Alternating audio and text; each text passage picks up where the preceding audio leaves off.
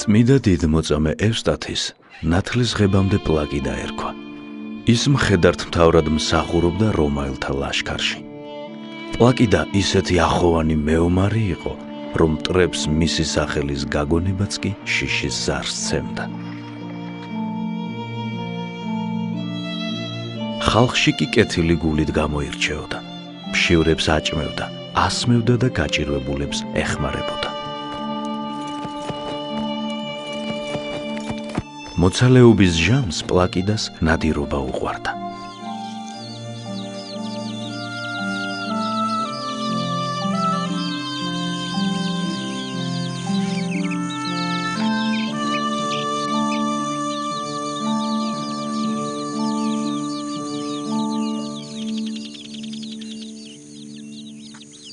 ერთხელაც ნადირობის დროს პლაკიდას უფალი გამოეცხადა და მიუგო.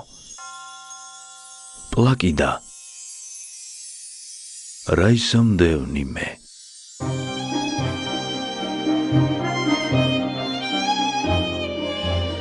შეშინებულმა პლაკიდამ ჰკითხა, თუ ვინ არის ის და მას განეცხადა, თუ ვინ იყო იესო ქრისტე. როგორ განკაცდა ადამიანთა ცოდვათა გამოხსნისთვის.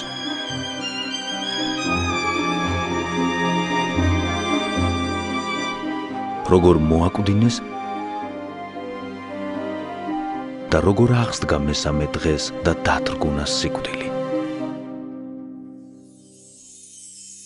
პლაკიდა მწრფელი გულით ირწმუნა ყოველივე და ნეტარს კვლავ ჩაესმა ხმა და ნათლის ღებით განწმენდა უბრძანა.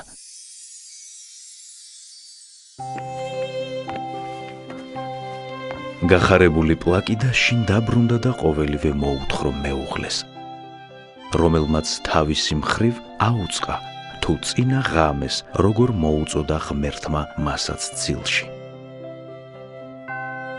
მეუღლეები ისე მოიქცნენ, როგორც ნაბრძანები ჰქონდათ. მიმართეს ქრისტიან ხუცესს და შვილებთან ერთად მოინათლნენ.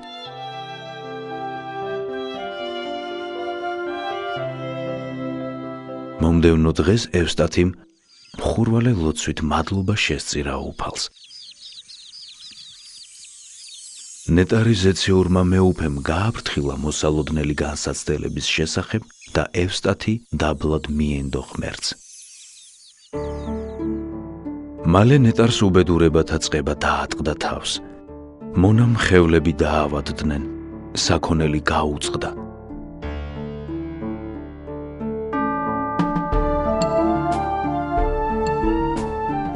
გაღატაკებულმა, მაგრამ სულით მდიდარმა ევსტათიმ ოჯახთან ერთად ფარულად დატოვა მშობლიური სახლი, რომ უცხოობაში სიმდაბლითა და სიგლახაკით ეცხოვრა. ისინი ხომალდზე ავიდნენ და ეგვიპტისკენ გაეშურნენ. გზაში გემის პატრონი მოიხიბლა ევსტათის მეუღლის თეოფისტიას მშვენიერებით.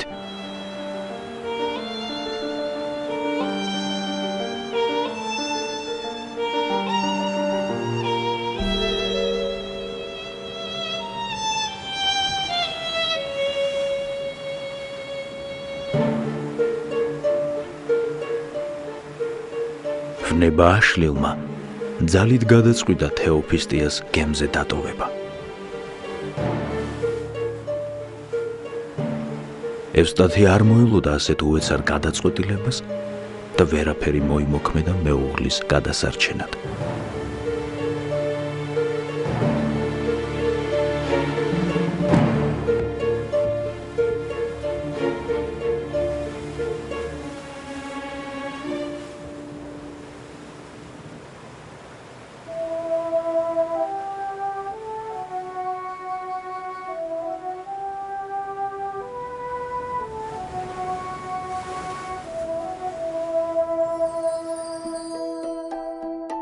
საშინლად დამწუხრებულმა ევსტათიმ გზა განაგრძო მდინარეს მიადგა,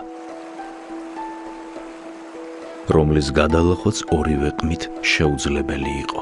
მან ჯერ ერთი ძე შეისვა მხარზე და ფონს გაიყვანა.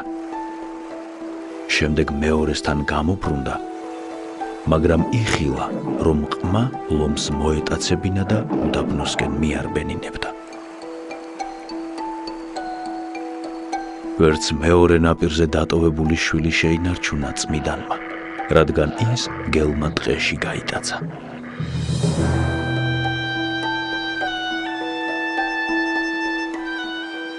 ევსტათი, რომელმაც ყველაფერი დაკარგა, მწარე დაატირდა.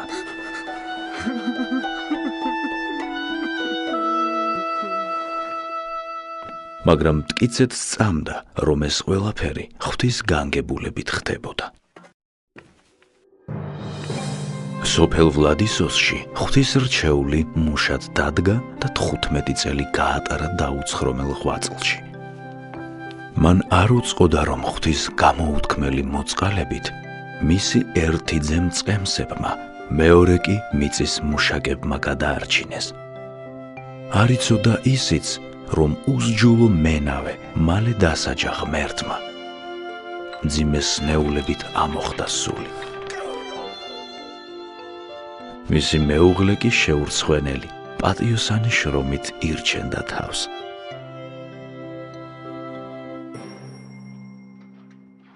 ამ ხანებში იმპერატორ ტრაიანეს ბრძოლის დაწყება მოუხდა. მას მოაგონდა მხედართმთავარი და პლაკიდას მოსაძებნად მისი მეგობრები გაგზავნა.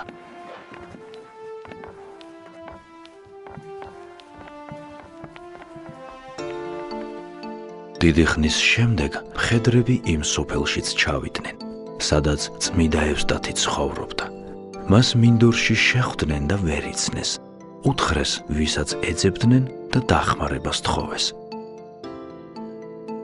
წმიდანმა თავისი ვინაობა არ გაამხილა და ბატონის სახლში მიიწვია ისინი.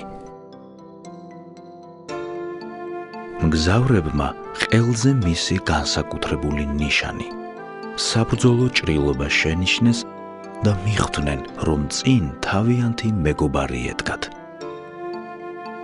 მათ უამბეს წმინდა ევსტათის თურისთვისაც ეძებდნენ.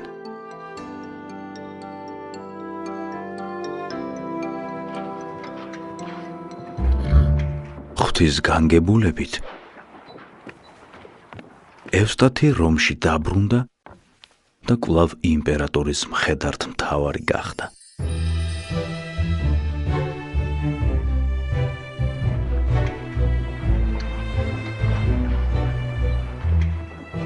ერთხელ ლაშქრობის დროს ევსტათის მხედრობამ ერთ-ერთ სოფელში დაიბანაკა.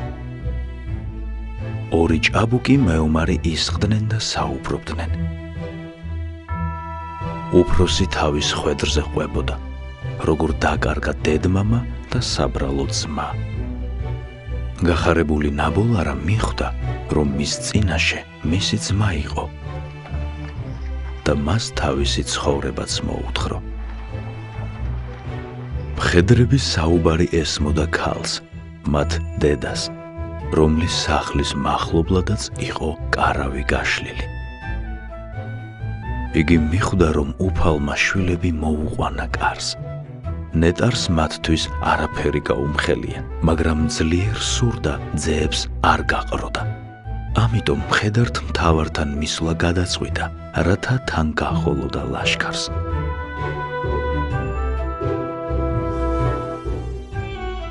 მან იცნო თავისი მეუღლე და მოუთხრა საკუთარი თავისა და იმ ორი მეომრის შესახებ, რომლებიც მისი ვაჟები აღმოჩნდნენ.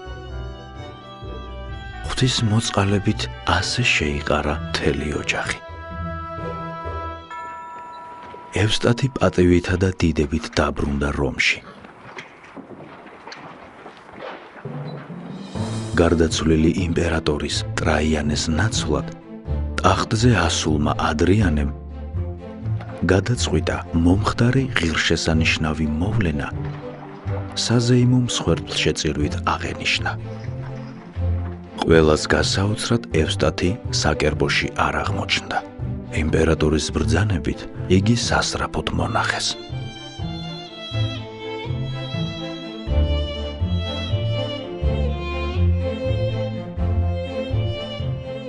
ევსტათი მუშიშრად აღიარა, რომ ქრისტიანი იყო. განრისხებულმა იმპერატორმა ხარისხი აყარა ქველმხედართ მთავარს და მთელს ოჯახთან ერთად სამსჯავროზე წარადგინა. ევსტათი, თეოფისტია, აღაპი და თეოფისტე ხეცებს მიუყარეს დასაგლეჯად.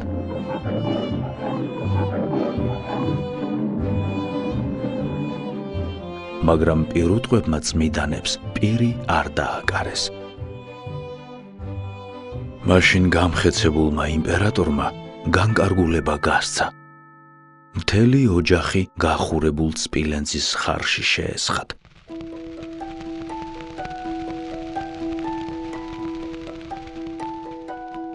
სამი დღის შემდეგ, როცა ცეცხლოვანი სარკოფაგი გახსნეს, წმიდა მოწამეთა ცხედრები სრულიად უვნებელი აღმოჩნდა.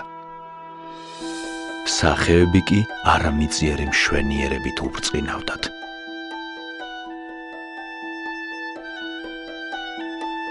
ამ სასწაულის მრავალმა მხილველმა ირწმუნა ქრისტე. ნებათა ქრისტესთა ცხადად მიმსგავსებულო და სარწმუნოებით მისისა სასმელისა მსმელო ევსტათი, ზიარდა თანა მემკვიდრე დიდებისაცა იქმნენ თვით მის ყოველთა ღმრთისა მიერ მაღლით მომღებელო მოტევებისა.